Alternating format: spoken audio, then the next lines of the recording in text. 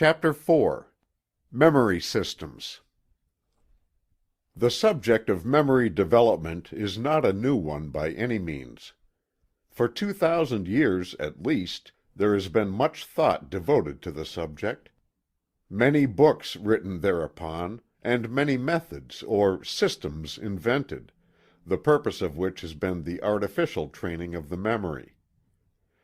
Instead of endeavoring to develop the memory by scientific training and rational practice and exercise along natural lines, there seems to have always been an idea that one could improve on nature's methods, and that a plan might be devised by the use of some trick the memory might be taught to give up her hidden treasures. The law of association has been used in the majority of these systems, often to a ridiculous degree. Fanciful systems have been built up, all artificial in their character and nature, the use of which to any great extent is calculated to result in a decrease of the natural powers of remembrance and recollection, just as in the case of natural aids to the physical system there is always found a decrease in the natural powers. Nature prefers to do her own work, unaided. She may be trained, led, directed and harnessed, but she insists upon doing the work herself, or dropping the task. The principle of association is an important one, and forms a part of natural memory training, and should be so used. But when pressed into service in many of the artificial systems, the result is the erection of a complex and unnatural mental mechanism, which is no more an improvement upon the natural methods than a wooden leg is an improvement upon the original limb. There are many points in some of these systems which may be employed to advantage in natural memory training, by divorcing them from their fantastic rules and complex arrangement. We ask you to run over the list of the principal systems with us, that you may discard the useless material by recognizing it as such, and cull the valuable for your own use. The ancient Greeks were fond of memory systems. Simonides, the Greek poet who lived about 500 B.C., was one of the early authorities, and his work has influenced nearly all of the many memory systems that have sprung up since that time. There is a romantic story connected with the foundation of his system. It is related that the poet was present at a large banquet attended by some of the principal men of the place. He was called out by a message from home, and left before the close of the meal. Shortly after he left, the ceiling of the banquet hall fell upon the guests, killing all present in the room, and mutilating their bodies so terribly that their friends were unable to recognize them. Simonides, having a well-developed memory for places and position, was able to recall the exact order in which each guest had been seated, and therefore was able to aid in the identification of the remains. This occurrence impressed him so forcibly that he devised a system of memory based upon the idea of position, which attained great popularity in Greece, and the leading writers of the day highly recommended it. The system of Simonides was based upon the idea of position. It was known as the topical system. His students were taught to picture in the mind a large building divided into sections, and then into rooms, halls, etc. The thing to be remembered was visualized as occupying some certain space or place in that building, the grouping being made according to association and resemblance.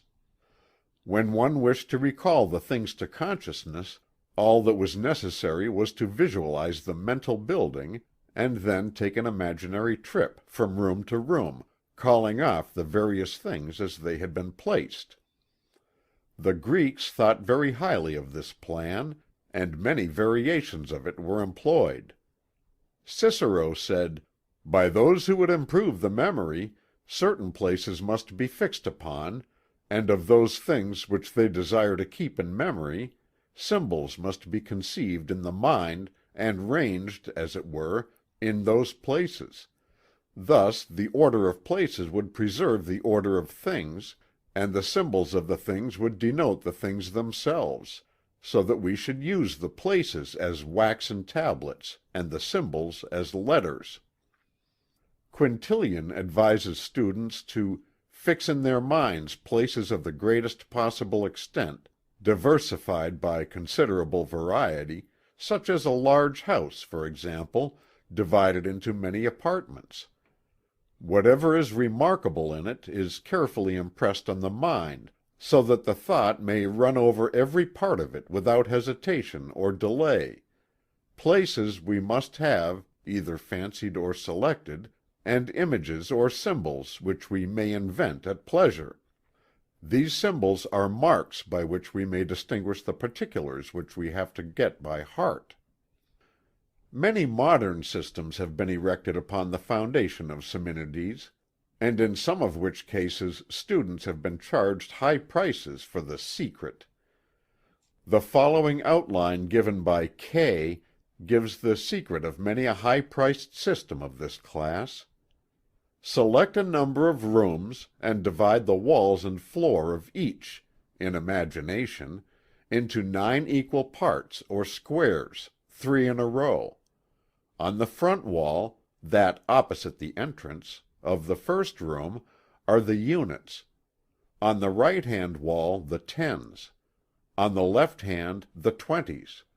On the fourth wall the 30s, and on the floor the 40s. Numbers 10, 20, 30, and 40 each find a place on the roof above their respective walls, while 50 occupies the center of the room. One room will thus furnish 50 places, and 10 rooms as many as 500. Having fixed these clearly in the mind, so as to be able readily and at once to tell exactly the position of each place or number, it is then necessary to associate with each of them some familiar object, or symbol, so that the object being suggested its place may be instantly remembered, or when the place be before the mind its object may immediately spring up. When this has been done thoroughly, the objects can be run over in any order from beginning to end, or from end to beginning, or the place of any particular one can at once be given. All that is further necessary is to associate the ideas we wish to remember with the objects in the various places, by which means they are easily remembered, and can be gone over in any order. In this way one may learn to repeat several hundred disconnected words or ideas in any order after hearing them only once. We do not consider it necessary to argue in detail the fact that this system is artificial and cumbersome to a great degree. While the idea of position may be employed to some advantage in grouping together in the memory several associated facts, ideas, or words, still the idea of employing a process such as the above in the ordinary affairs of life is ridiculous, and any system based upon it has a value only as a curiosity, or a mental acrobatic feat. Akin to the above is the idea underlying many other systems and secret methods, the idea of contiguity in which words are strung together by fanciful connecting links. Feinagle describes this underlying idea or principle as follows: the recollection of them is assisted by associating some idea of relation between the two, and as we find by experience, that whatever is ludicrous is calculated to make a strong impression on the mind, the more ridiculous the association is the better. The systems founded upon this idea may be employed to repeat a long string of disconnected words and similar things, but have but little practical value, notwithstanding the high prices charged for them. They serve merely as curiosities, or methods of performing tricks to amuse one's friends. Dr. Kothe, a German teacher, about the middle of the 19th century, founded this last school of memory training, his ideas serving as the foundation for many teachers of high-priced systems or secret methods since that time. The above description of Feinagle gives the key to the principle employed. The working of the principle is accomplished by the employment of intermediates, or correlatives as they are called.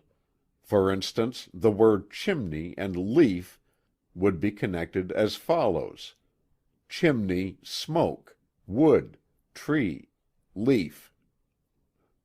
Then there are systems or methods based on the old principle of the figure alphabet, in which one is taught to remember dates by associating them with letters or words. For instance, one of the teachers of this class of systems wished his pupils to remember the year 1480 by the word BIGRAT, the capitals representing the figures in the date. Comment is unnecessary. The student will find that nearly all the systems or secret methods that are being offered for sale in courses, often at a very high price, are merely variations, improvements upon, or combinations of the three forms of artificial methods named above.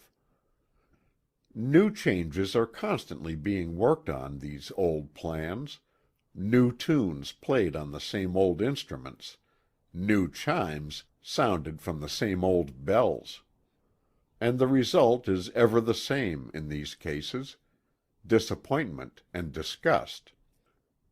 There are a few natural systems on the market, nearly all of which contain information and instructions that make them worth the price at which they are sold.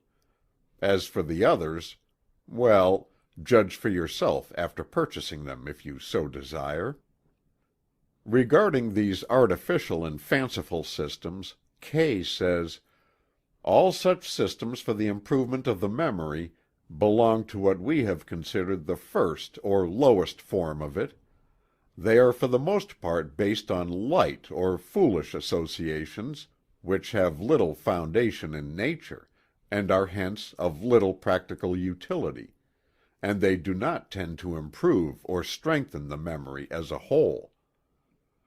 Bacon says that these systems are barren and useless, adding, "For immediately to repeat a multitude of names or words once repeated before, I esteem no more than rope dancing, antic postures, and feats of activity, and indeed they are nearly the same things, the one being the abuse of the bodily as the other of the mental powers, and though they may cause admiration, they cannot be highly esteemed."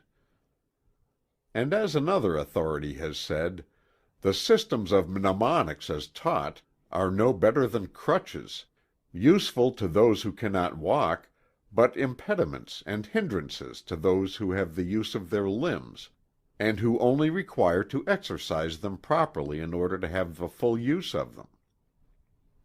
In this work there shall be no attempt to teach any of these trick systems that the student may perform for the amusement of his friends.